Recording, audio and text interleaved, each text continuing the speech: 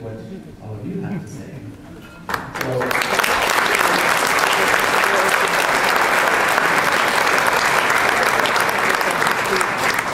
thank you very much. And so just a few quick little housekeeping rules here. Calypso, you have anything to say? I would ask when you come up to the mic, just you don't have to say your name if you're not comfortable, but it would help me so that I can get back to you. And just that you address the question so that I can answer it and so that we can move forward to finding a solution. You'll see me taking some notes sometimes if you're asking that question. If I don't take notes, that's because it's something that's already on my radar. It's as simple as that. But if I do, then I'm not listening to you. I'm just making sure that I have everything written down so that I can move forward with that. Yes, sir. Yeah, my name is Dennis Jacobson. I'm a little disappointed tonight. You came up with some great stats and some ideas. Fantastic. But you're the only one here. We have no one here from mental services or from the hospital. And a lot of our problems are caused by mental health. I'll give you a really good example. We had a neighbor with 2 kids, quote unquote, 45 years old, that were schizophrenic. And they take turns acting up, busting out the windows, terrorizing their mom, doing all kinds of things. They set a forest fire a few years ago, and they've been up to a lot of other mischief. Now when the police show up, they say, well, we'll take them off to the hospital. They get to the hospital, and within a few hours, they're released. And saying, it's a mental health issue, it's not a police issue. So the police can't do anything, and the hospital says, we don't have the facilities, so we let them back out to set more forest fires or whatever else they're doing. And they're off their meds. Now, provincially or federally, we should have a law that says if someone's in a mental health state and they need to take some drugs to keep them out of trouble, it should be a criminal offense not to take your drugs. Because that's the prevention. And it's because otherwise we just have a repeating cycle over and over and over again. Or we put them in an institution, one or the other. Now, what I said there, I heard a couple of oohs and ahs, and some people were a little concerned, but you know, what is the other choice? And in Penticton in 1990, we had people falling out of trucks, breaking their backs, ending up in the hospital because they weren't wearing seatbelts. In Penticton, there was a big concern about that. We made a lot of news, a lot of publicity, we got the province involved, and changed the law. Penticton was a catalyst to bring in a law to stop people from riding backs of pickup trucks. Penticton's got a real problem right now. We can be a catalyst to get some changes made to get people the proper mental health support that they need. I've got just 2 more points here. One of my employees a few years ago was hit over the head with a rock in his sock. And at that time I found out there was 3 other people in town that were hit within about a 2-week period. None of that appeared in the newspaper. It was all kind of kept hush-hush. He ended up in the hospital and he was in kind of a dazed state, as anybody would be hit over the head with a rock. And the police went out to try and talk to him, but he couldn't really respond. And so they didn't do anything whatsoever. And when I found out about that, I called the police, talked to the staff sergeant, and said, what the hell is going on? This guy's been hit over the head, why aren't you doing an investigation? Well, we can't talk to him because he's in this dazed state. What about the 5 witnesses, the 5 friends that were with him? If he had died, would you call them on as witnesses? They finally agreed. They sent 2 detectives down to our place of business, interviewed those guys, caught the guy, and charged him, and eventually he got more than 2 years in jail. But at that point, nobody really wanted to do anything until I got a little bit mad and made some calls. I shouldn't have to do that.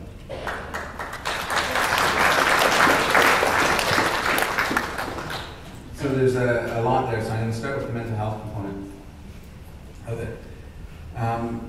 In one of the earlier slides, I talked about a mental health officer. So that mental health officer's role is not to go and respond to every mental health call for service. It's about, again, addressing the root causes and engaging with mental health. So we do have representatives from mental health here, from addictions, and from the school district, and from interior health. So this was meant to be a policing forum, just and quite selfishly, so I can hear what you have to say so that we can start to put in our priorities. But that is definitely something that we need to move forward with, and perhaps something like this with all of those people and having that panel. So I've met with Crown Council, I've met with the director from the hospital and with representatives from Interior Health, so that we are looking at those issues. And I can't promise you that that's going to be resolved overnight or next week or next month, but it's I can promise it's something that we are working towards right now to address that.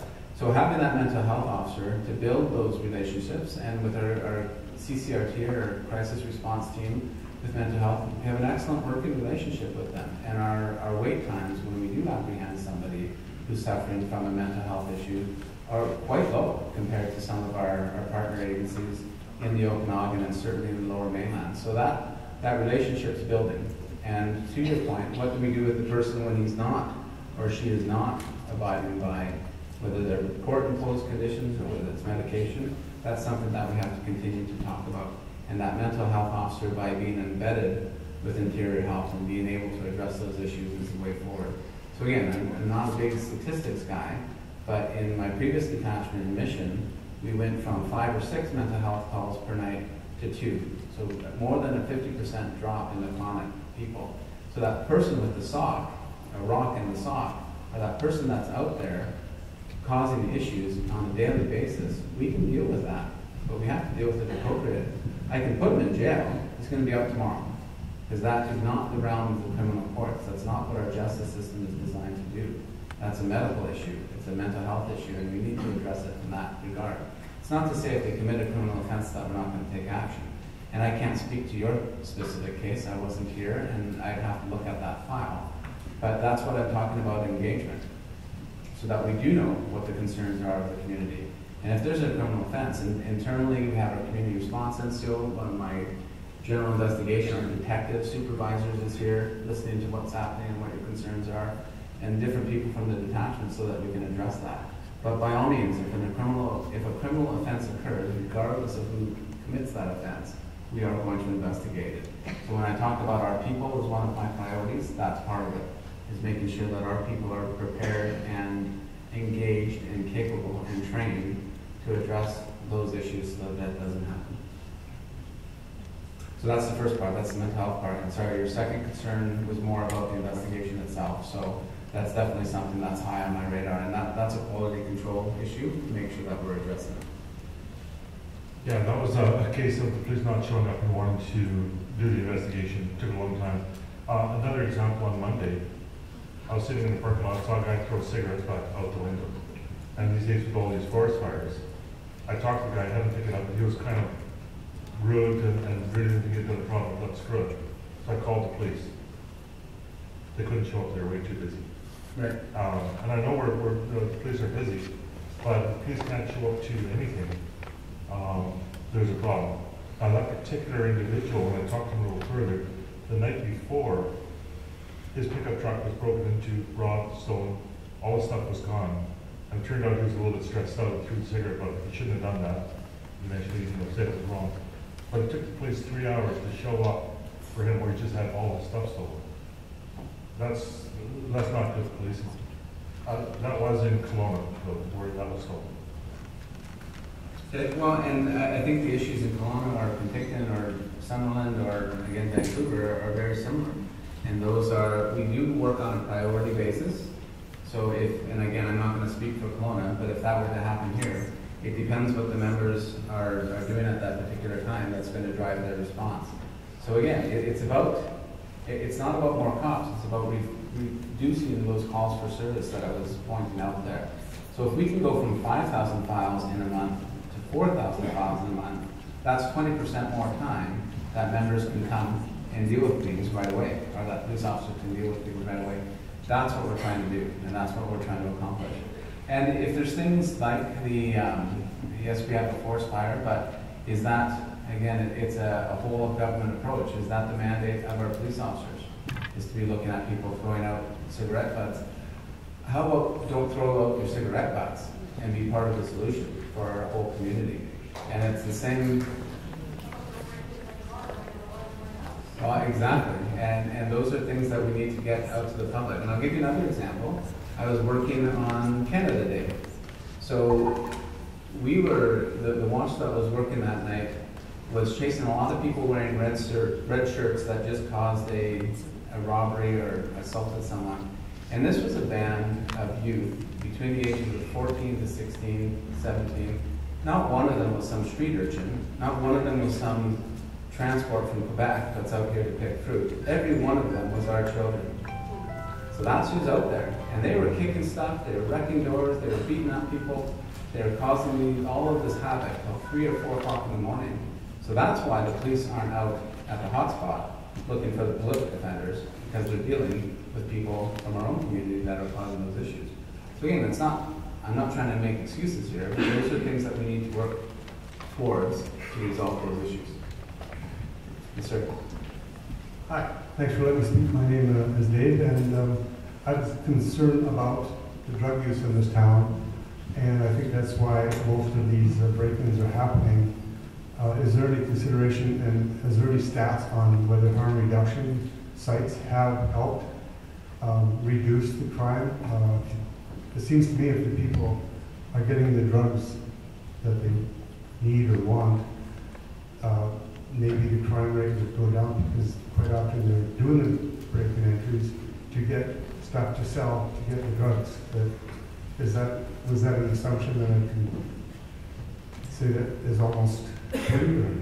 Well, a lot of our prolific offenders have either mental health or drug or addictions issues, or a dual diagnosis or a concurrent diagnosis in that regard. So absolutely, I can guarantee you if a prolific offender that's committing crime to feed their addiction gets off of that addiction, yes, crime will go down.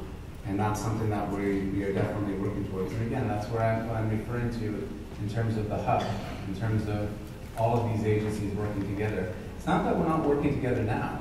It's just that we can do a better job of coordinating our efforts to ensure that we're targeting the right people. And by targeting, I don't mean that in the World War II bomber kind of way. I mean that in terms of we're addressing the proper issues with the proper tools. Thank you. Okay. Robert, I've got a couple of things to say.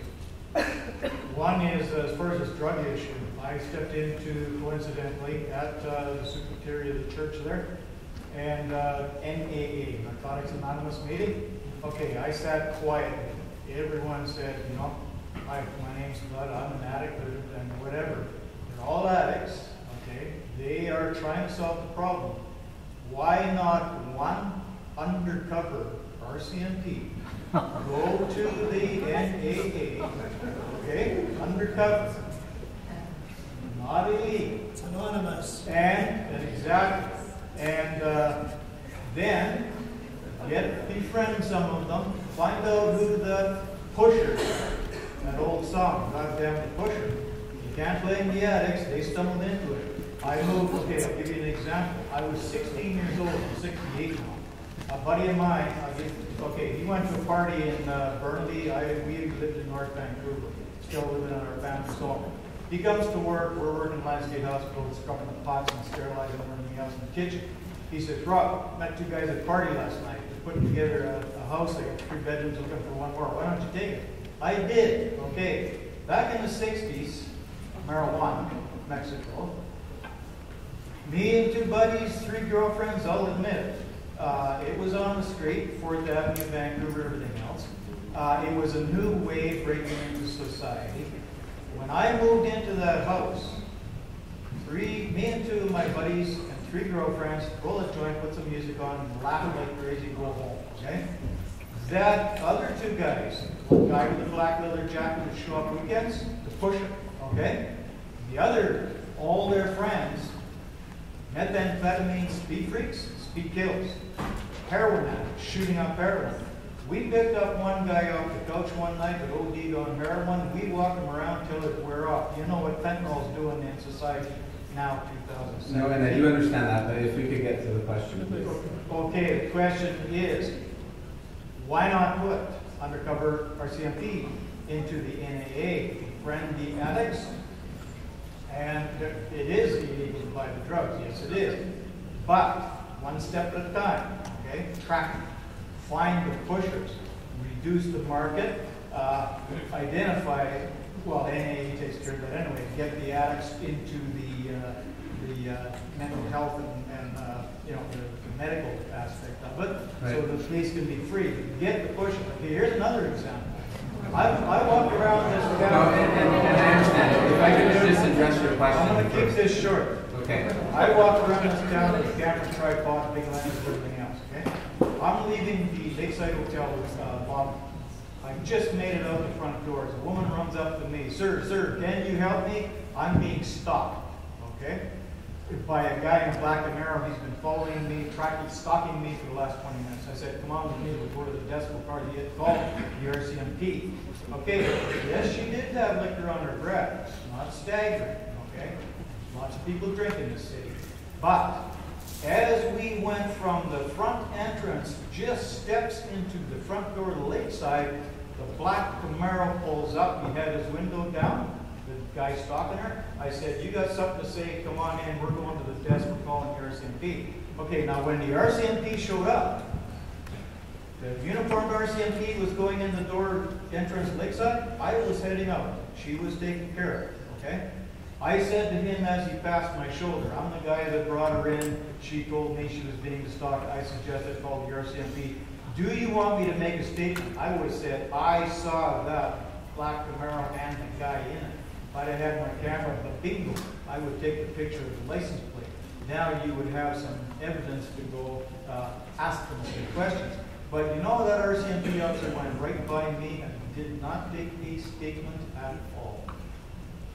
Why? Okay, well, those are things that we can address, and I can't answer that specific one. I don't know that specific incident. So, again, when I talk about developing our people, those are those investigative standards that we're looking at to ensure that our members are trained and equipped to do those things. They are very well trained. They do address most of the issues that we're dealing with. That's one of the aspects that they're looking for instance, a statement or a gathering evidence. So to address your first question about why we use a certain technique, it depends on what the issue is and what the investigation is. So my job, a big part of my job is risk assessment, and in terms of what we're doing and where we're going. So when I look at things like, I had a question once, a stolen car, and why aren't you doing DNA on that? Because the person hit the steering wheel. DNA test is $3,000, $4,000, $5,000, depending on the level that we're looking at.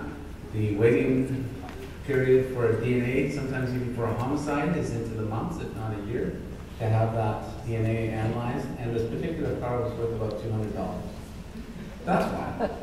So it's risk assessment, and we have to balance what we're doing in terms of how the investigation is going to work and what the cost analysis or the cost benefit is. So in this case, if a woman's being stalked and the member is arriving, that member is going to try to find the evidence that they need, first and foremost, to ensure the safety of that individual. But I don't know what the extent of that was, and the member is going to have to find that out, first of all, by talking to the person. So that's the investigation and whatever that investigation is. In terms of the investigative techniques, such as undercover operators and whatnot, those are things that we do use. People often ask, how long is it going to take to get that charge? And you'll hear a police officer say that almost every time, as long as it takes. Sometimes that's tomorrow, sometimes that's 10 years from now, depending on what that particular file is. So we do use those techniques. In terms of the people at Narcotics Anonymous, or in terms of the people, the actual drug users, they're victims, just as much as everyone else is.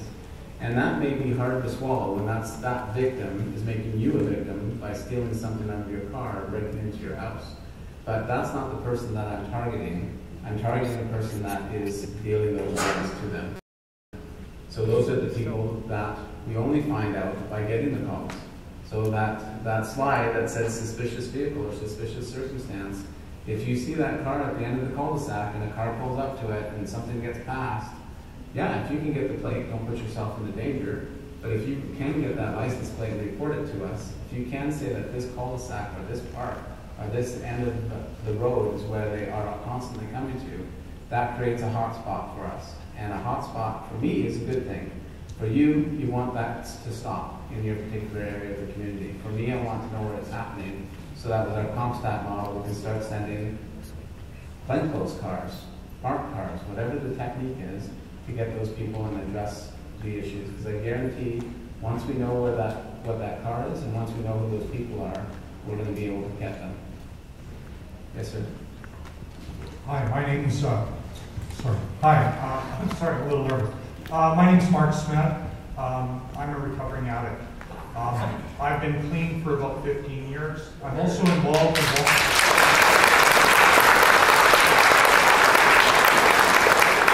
I've also suffered from mental health issues. And I volunteer for various organizations in Penticton and have been involved in that stuff for a long time. One of the stumbling blocks, I like moving forward because I don't want to talk about the past. I want to give you the chance to make changes, and I like what you're presenting, and I like the idea of moving forward. One of the things that would be really invaluable, I learned a long time ago from a friend who did counseling. A lot of, just specifically on men, he did counseling for men who had been sexually abused. And he was frustrated because he needed about $5,000 a year to counsel a man. And he said for that $5,000, he could keep them out of prison, out of stealing stuff out of cars. And you save a lot of money by investing in the resources that are available. So for me, I attend 12-step meetings. I went Pathways. I volunteer at Canadian Mental Health Association. Those organizations are really wonderful in town. We have really good organizations in town. Discovery House is helping men get off the streets. And South Okanagan Women in Need Society, they do a lot to help people out. And what they lack is money and resources. So when you start implementing this stuff and when we start moving forward, and I believe in what you're presenting, and this stuff is going to work, because I know it does. I do a lot of research. Is there a mechanism in place for you to invest in those organizations like Pathways, Canadian Mental Health, Discovery House? Is there a way of you saying, wow, you know, theft in vehicles is down 10% and we've saved $10,000.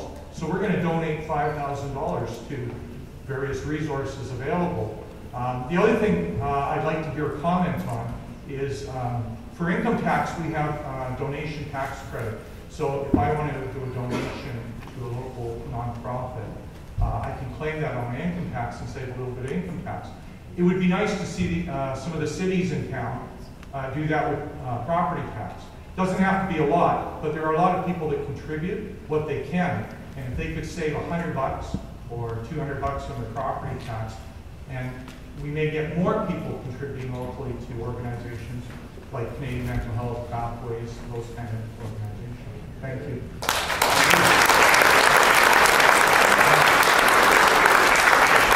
I just want to say thank you for all the support that you do for those in need as well. So I'm going to address three of those things. So you talk about coordination, and absolutely. So there's a lot of great organizations in this community, and they're all serving, whether that's the police or whether that's addictions or whether that's mental health, they're all serving the same public. So I think that makes a lot of sense then, that we all talk and that we all get together. Again, I don't just mean Penticton, I mean across the entire region, so that we're sitting at the same table and discussing it. And that's the whole impetus of the Public Safety Committee, and that's why it's so important to get that off the ground. So when I said a month, I do mean a month. That's when we're going to start doing it and setting up the meetings so that we can start doing that, so that we are coordinated. And again, it's kind of a case management thing, so that we're not. So I use the example of the watches, of A watch, B watch, C watch, D watch, dealing with the same person. We have that in our community services as well.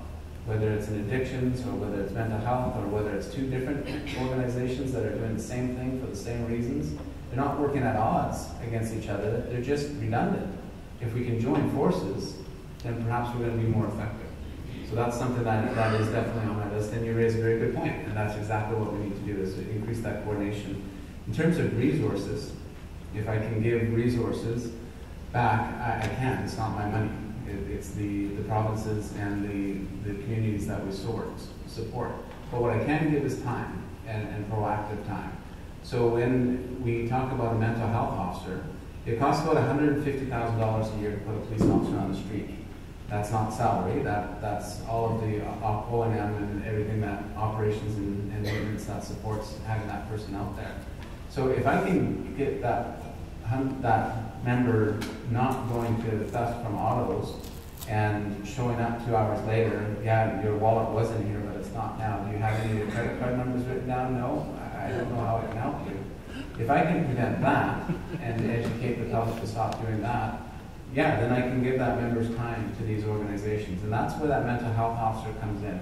And again, that's a big investment. There's 45 municipally funded police officers in Penticton, and to devote one of them full-time to mental health, that's quite an investment, and we need to do that.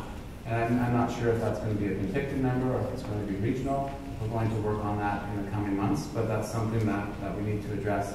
And finally, the tax credits and that sort of funding, that's exactly what we want to talk about, and not specifically that, but these types of innovations and any type of idea that we can present to local government or to my higher-ups. Yeah, that's why we're going to have that public safety committee, so that we can bring those things to the table. I can't make commitments to that. That's not my role. That's way out of my jurisdiction. But those are things that we can bring forward. And to that end, all of the detachment commanders in the RCMP and then all of the municipal forces like Vancouver are members of the BC Association of Chiefs of Police. And it's a bit of a lobby group, but we all come up with different ideas. For instance, the impaired driving legislation was something that was supported by the BC Chiefs. Chief Adam Palmer from Vancouver is a big advocate of addiction treatment on demand. So when that police officer comes and says, "It's the day that I get you help," and the answer is yes, I got a place to bring you. That's where I'm going to bring you. So that's something that's an initiative that's fully supported by the BC Association of Chiefs of Police and by most of my counterparts as well. How do we make that happen? That's a whole other discussion. And that's why I say I'm not making promises for something that's going to happen tomorrow, but it's something that we're going to be working forward towards in terms of community goals. Thank you. Sir? My name is Gary Stevenson, and my problem is with people in their uniforms. For the last 4 years, I've lived inside a drug house, and RCMP did absolutely nothing to stop the activity. This year was by far the worst, and you guys did absolutely nothing. I called a few politicians, and I went to talk to a bylaw officer and the supervisor, and I got a phone call from Mr. Canning's office, and they talked to the city hall, and the bylaw officer gave me some tips on how to get other people involved to get an eviction for these drug dealers. And eventually, I was told in June that they were evicted, and the activity had curtailed. And I think mostly to make a phone call from Mr. Canning's office and from the bylaw officer and a few of my neighbors. But you gentlemen did absolutely nothing. When you guys were at the front door, they were smoking their bongs and pack pipes on the back door. And receptionist, whenever I was talking to the phone, I would tell them that. And you guys did absolutely nothing. So now these guys the vehicles are still parked in the yard, although I'm told they're evicted. And I'm sure now they're doing their nasties and disturbing neighbors in another neighborhood. But absolutely no thanks to the Penticton RCMP, none whatsoever. Thousands and thousands of bombs I've seen lit on that balcony. I don't know how many F-bombs and screaming at other neighbors, telling them to shut the F up and all this and that. I don't care if your effing baby is crying. And you guys did absolutely nothing. Well, listening to you earlier, I don't think things are going to change. Okay, well, if I could get your address afterwards, then we can talk about that and look at ways to address that. So if we can meet afterwards, then we can start to look at what we can do for that area. So I can't speak to a specific file because I don't have my computer in front of me, and I'm going to have to do some research to look at that. But those are things that we can start to look at. And again, I can't emphasize enough how much time police officers can spend looking at these important things. This is 4 years. You're talking like a politician. No, and I understand that, but we'll talk afterwards and look at that.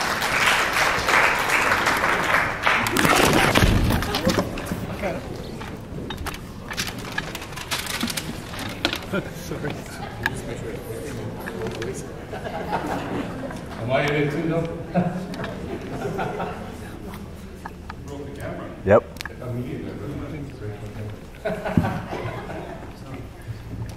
Good? Yep.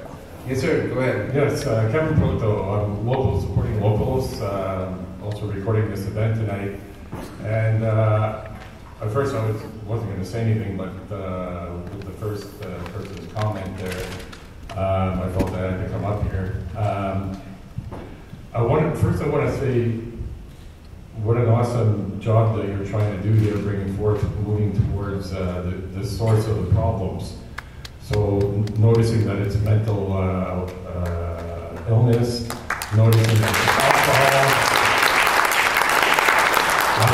just throwing him in jail, can we get you help? The one thing that with this gentleman's comment here was when it comes to mental illness here, if they're not taking their medication, that it should be criminal and they should be thrown in jail. So something else that I also do is I publish a calendar, local supporting locals, and the theme of them every year is real living with real food. What I think you need to do to bring in with your agencies here is, because I noticed you got interior health, I mean, the one thing I'm not hearing here is going back to the true source of the problems. And a lot of the problems that people are facing today is one big one is their food. You know, they're not eating enough real food. So that causes issues. One big one is this bombardment of Wi-Fi, smart meters, cell towers, all this technology coming in our communities, and nobody's looking into what the side effects are. I did take the city on, we did get the first smart meter off the program, so I think you need to bring that into the forum if you're going to look for true solutions to what's going on in our community and what's causing them. Because at the end of the day, if you think medicine comes from a pill bottle, you're sadly mistaken. If your food is correct, then your diet, then you're fine. You know, so we just yeah. Again, I just want to say we need to go back to the true source of the problems here. You know, because the last thing I think anybody should be done is getting arrested for not taking their meds. So thank you. Okay, thank you. No, and again, that gets back to the community safety committee so that we can have all these different ideas on the table. Yes, sir. Jerry Emoff. I work with the RCMP in the cell block. And Mr. Superintendent, I really want to give you kudos for this meeting tonight. I've lived in this town for 10 years, and this is the first time that I've seen.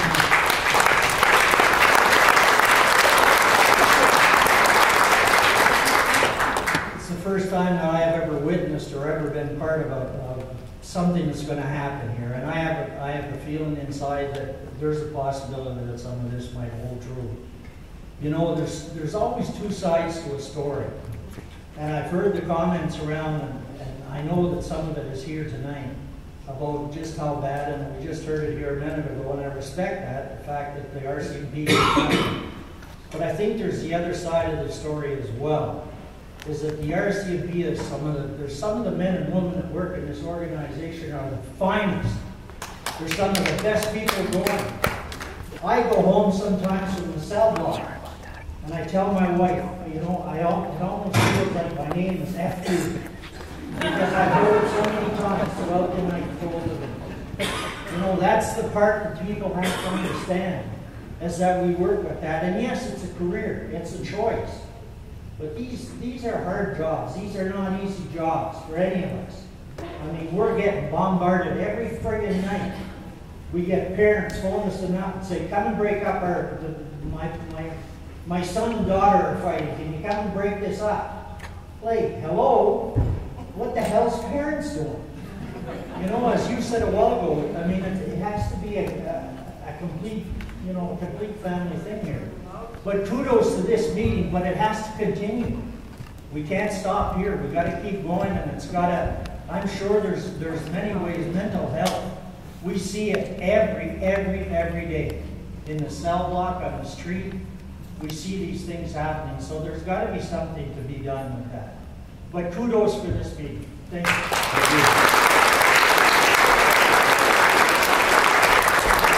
And thank you. And quite frankly, I've been doing this job for a while, and I love going to work. when I was on the road, I never could sleep the night before my day shift, my first day shift, not because I was particularly concerned or frightened or anything, but I was excited to get out there. And I still have that. And as long as I have that feeling, I'm going to keep coming to work and doing this job. And that's what we're building in the detachment as well. And again, I mean the whole regional detachment. So our members having that joy of policing, like the day they walked off the parade square in Depot, and can't wait to get out there and do some good and fight some crime. And that's what the majority of the members feel like. That they do, and they do get frustrated with things, and they do get frustrated when somebody gets released that they feel shouldn't get released, that they've been working hard to get behind bars or to find a solution for. But then we go on. Our job is to get the ball to the 60, 70 field goal range. And then we have a bunch of other partners that we work with. And it's not to blame those partners if they can't get it into the goal post. It's we need to continue to work together and find a way to do that. So I love my job. And the majority of my members love their job. If they get frustrated and if they don't perform to the standard that you're looking for, then I need to hear that and they need to hear that so that we can do better next time. But that's not because they're not trying hard. And I assure you that every one of those members is dedicated to the service of our communities. That's why they're there. That's why they come to work every day. And that's what we're going to build up on. So I appreciate that. Yes, ma'am. So I see up there that you have, don't be a victim, be a good witness. But here I am. I'm a victim. What I'm not is I'm not complacent. And I have locked garages and locked cars and locked bicycles and locked doors. And I have cameras. And I have trail cams. And yet my car has been snatched. I've had to explain to my 8-year-old why his bicycle has been stolen, why my bicycle has been stolen, why all my lawn ornaments have been stolen. What the hell are they doing with my lawn ornaments?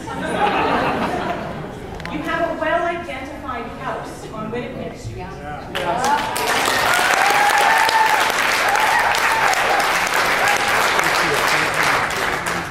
see some of you are familiar.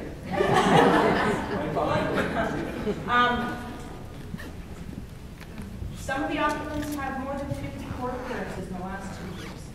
And I feel there's a disconnect because you are picking these people up and you are putting them in jail. And then they're getting a promise to appear, and then they're going to court, and the judges are letting them go.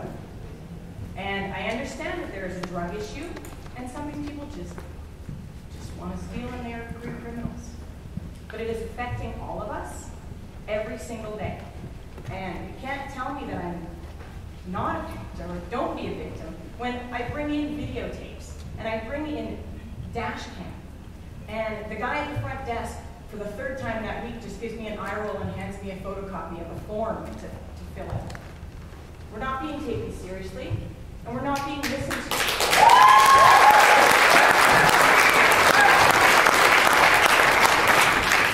And it's not just a fault of yours. I think my MLA and my NDP, or my MP need to be getting on these judges and finding out why it's catching them so.